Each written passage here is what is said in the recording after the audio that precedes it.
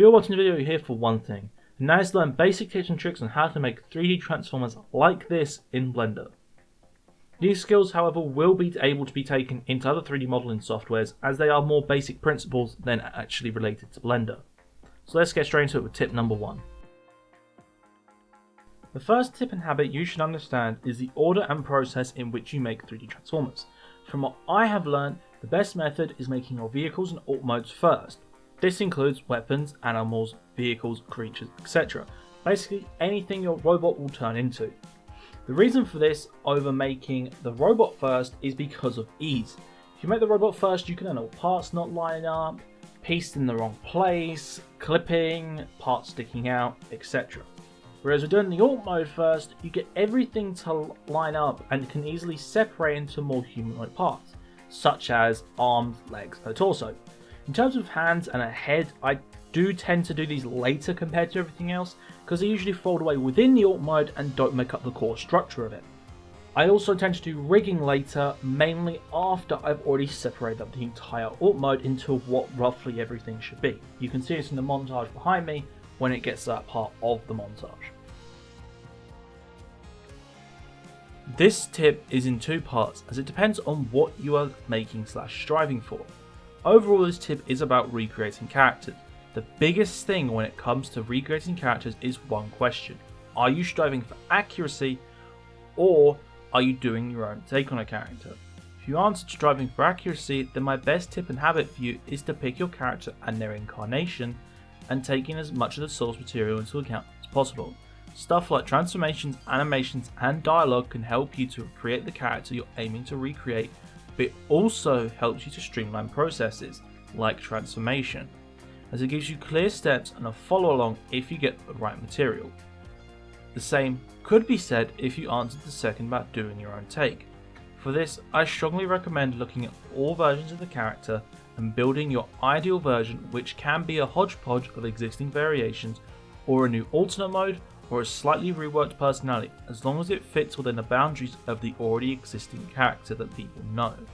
However, don't be afraid to step out of the box, because having something different can be a good thing, but don't make a character that doesn't feel anything like its predecessors.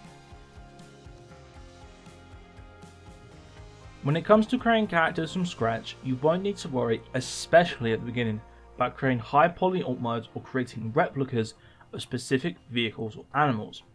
As with the last tip when it came to recreation, looking at a select group of characters that share an alt mode or a robot mode design you want can be extremely helpful to build up your own character. Common tropes can include the hood as a chest, front of the truck as a chest, or the entire front of the car jutting out of the chest. Especially find out what the core of the bot will be, the rest of the robot mode will start to fall into place for you as what makes logical sense to be what bit. Any alt mode can be a robot mode, especially ones that aren't even designed to be a robot mode. But when it comes to turning them into a robot mode, kibble is a major thing that can ruin a design. Basically what kibble is, for anyone who doesn't pick up Transformers toys or watch reviews or anything, kibble is where parts of the alt mode just fall off and hold on to like the backpack, and everything gets compacted into the backpack, and it's where all the vehicle parts or all the alt mode parts are slapped onto the limbs of a character, and it does not look pretty, it does not look good. So don't make characters where the alt mode is hanging off the arms or is fully on the back, etc., as it ruins the flow that these characters have. Am I saying you shouldn't have stuff like tires on the feet or on the hips or on the arms, on the back, etc.? No, you can do that. A character can also have a backpack, but don't hide all the alt mode away either. Make it look like it came from a vehicle, but don't make the vehicle get away in the flow of that character's design. You also don't need to have a fully athletic body for a transformer, male or female. You can also have a more chunky robot mode, but depth is something to keep in mind, and to not make a severely disproportionate bot mode. Common vehicles, or a common vehicle that has this problem, is a Doom Buggy. Because Doom Buggy is at the middle, where I chose the chest to be, and is where the most logical place for the chest to be, isn't that deep. And so if you want to use that as a chest, you have to then fill out the chest with other parts which can take away from what would eventually form the arms or legs, etc. When it comes to taking apart the alt modes to form the robots, I strongly recommend rigging for this. The main reason is the action editor. The reason this is so good is that when it comes to making your characters with action editor, you don't need to have multiple models set up for different animations and poses, and you don't have to redo them constantly. However, there are some pieces of advice for this. The first is that you shouldn't join the bones other than on the hands, which is where it becomes a personal preference.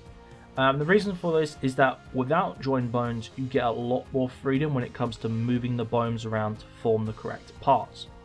This is something I've learned from personal experience because I have tried out with normal armatures of joined bones, I've tried without armatures, and I've tried with action editor and separated bones, and of all of them, I preferred separated bones the most. Freedom you get with it is really good, and also the action editor, as I've said, really good as well.